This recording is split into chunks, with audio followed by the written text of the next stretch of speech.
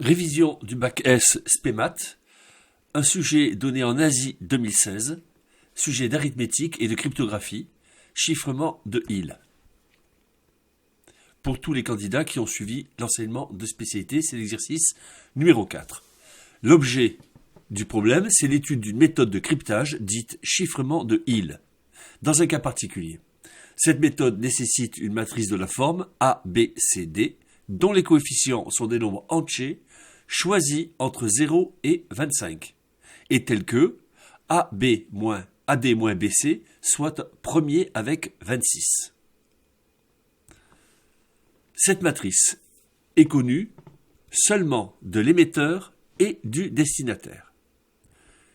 Les deux parties de cet exercice sont indépendantes. Partie grand A, quelques résultats. On considère l'équation grand E, 9D moins 26M égale 1, où D et M désignent deux entiers relatifs. Petit a, donner une solution simple de cette équation, de sorte que D et M soient deux nombres entiers compris entre 0 et 3. Petit b, démontrer que le couple DM est solution de l'équation E si et seulement si 9 facteur de D moins 3 égale 26 facteur de M moins 1. Alors pour la première question, une solution simple, 9 fois 3 moins 26 fois 1, 27 moins 26, ça fait bien 1. Donc on a une solution particulière de cette équation, c'est la solution 3, 1. Petit b, on a l'équation 9D moins 26M est égal à 1.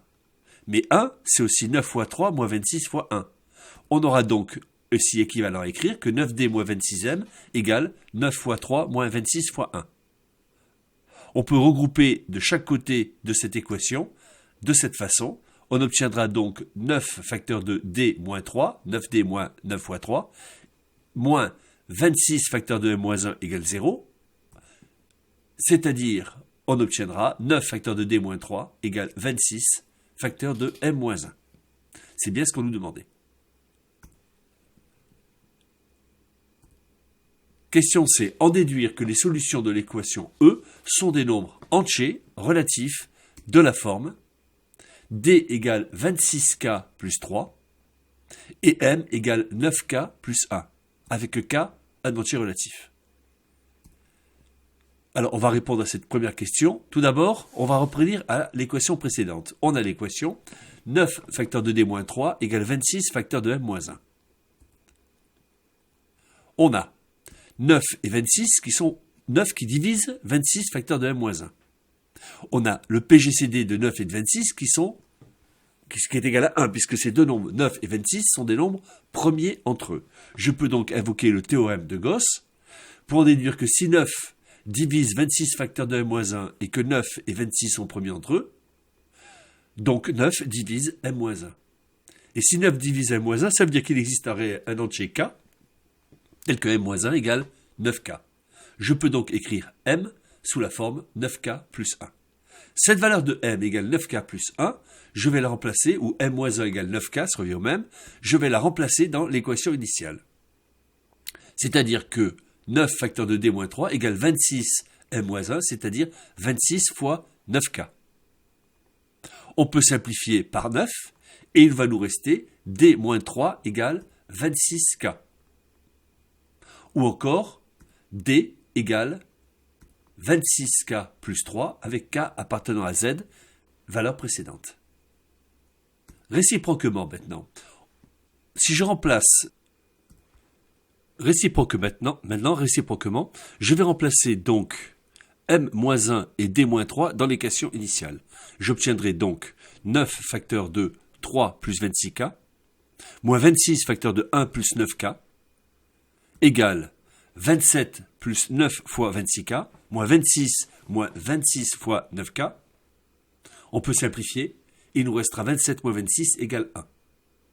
En conclusion, on peut dire que toutes les solutions de l'équation E sont des nombres entiers relatifs de la forme D égale 26K plus 3 et M égale 9K plus 1 avec K appartient à Z.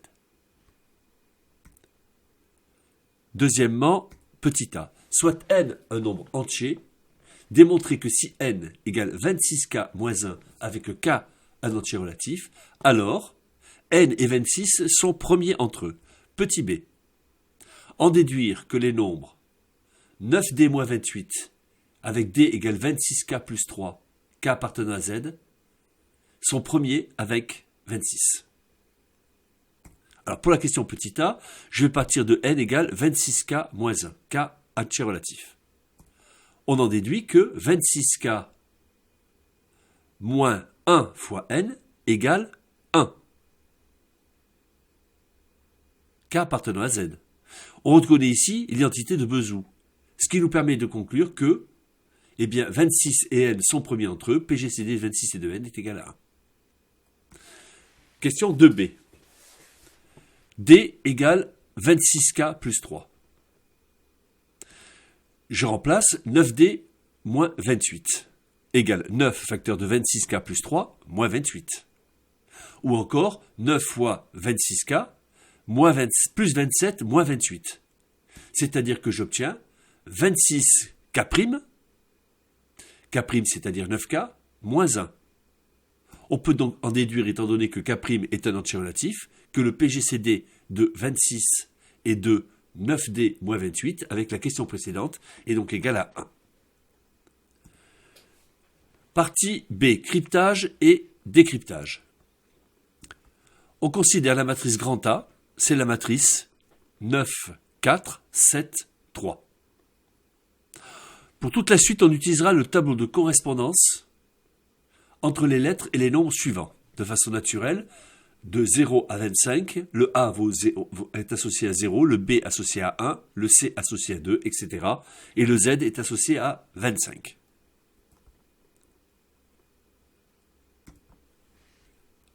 Méthode de cryptage pour un mot comportant un nombre pair de lettres.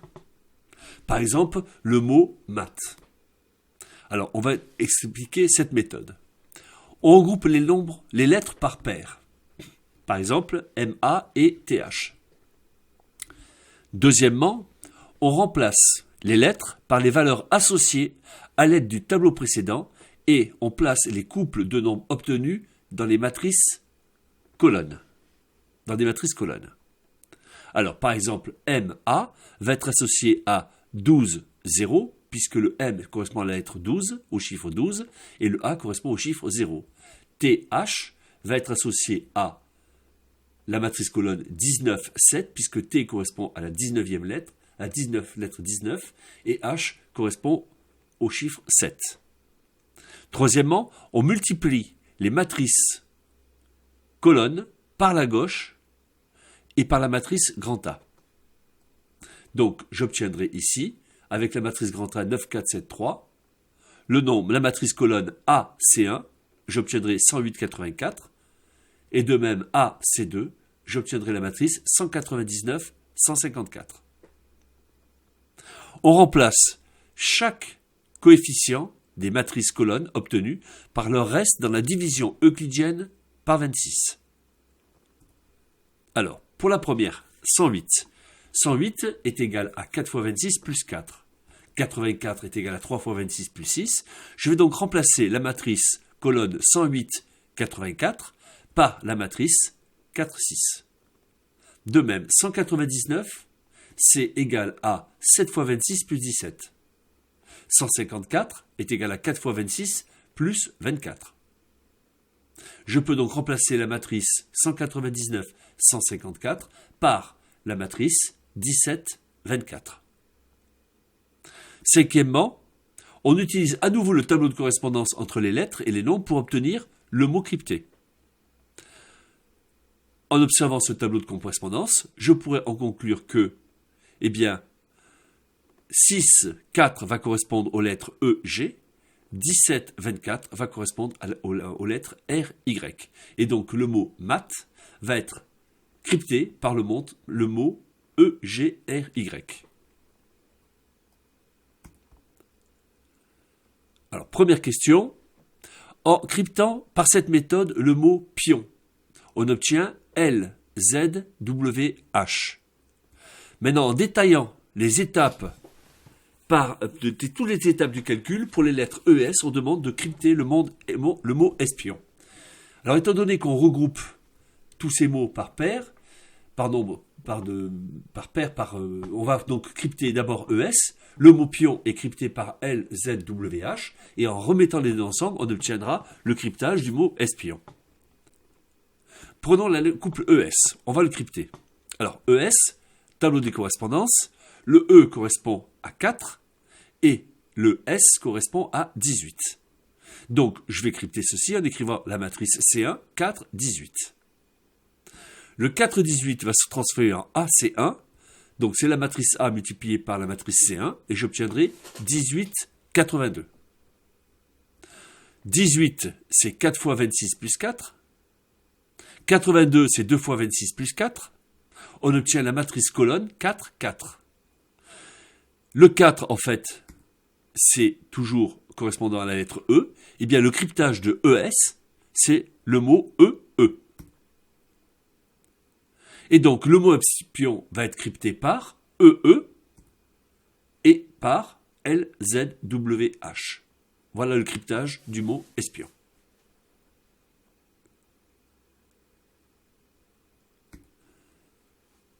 Deuxièmement, méthode de décryptage.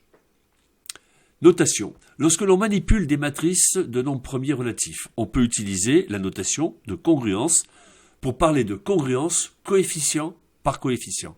Par exemple, on peut écrire que 108,84 est congru à 4,6 modulo 26, car 108 est congru à 4 et 84 est congru à 6 modulo 26. Ceci étant dit, je considère A, B, X, Y, X', Y' des nombres entiers relatifs. On sait que si X est congru à X' modulo 26 et Y congru à Y' modulo 26, alors toute combinaison des premiers est congrue à la même combinaison des deuxièmes, modulo 26, c'est-à-dire que AX plus BY sera congru à AX' plus BY' modulo 26. Ce résultat permet d'écrire que si A est une matrice de 2, B et C sont deux matrices colonnes de 1.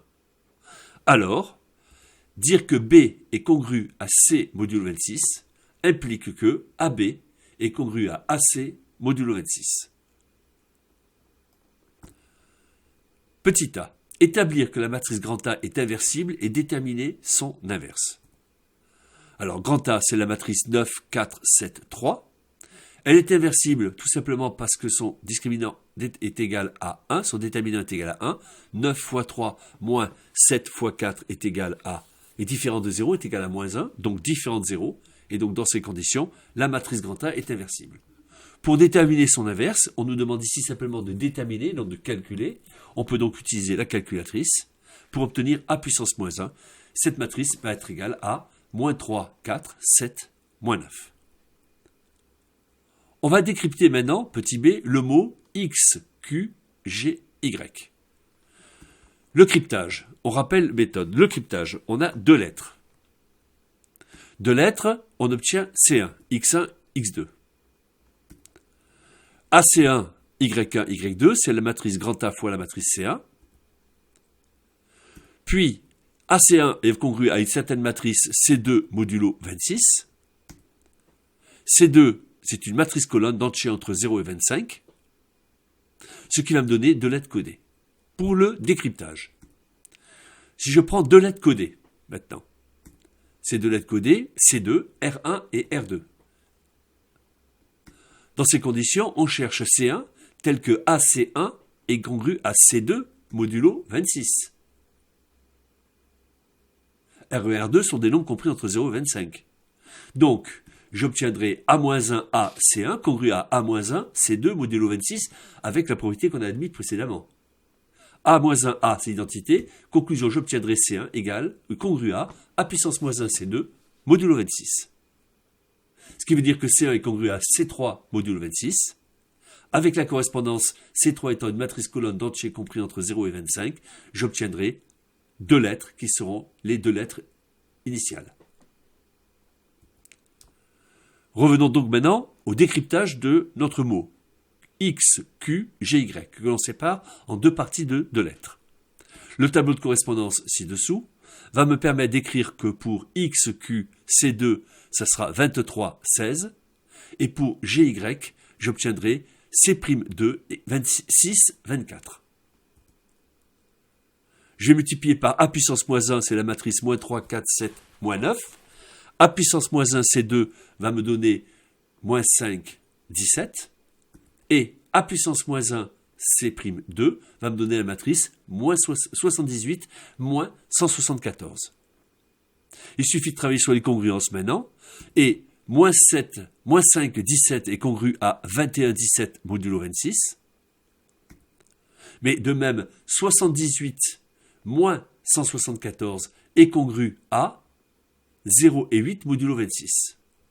Il suffit de regarder maintenant le tableau de correspondance. Alors en rouge, c'est pour le XQ, c'est-à-dire 21, 17, j'obtiens VR. Quant à GY, j'obtiendrai AI. C'est donc vrai. Fin de cet exercice sur le chiffrement de Lille.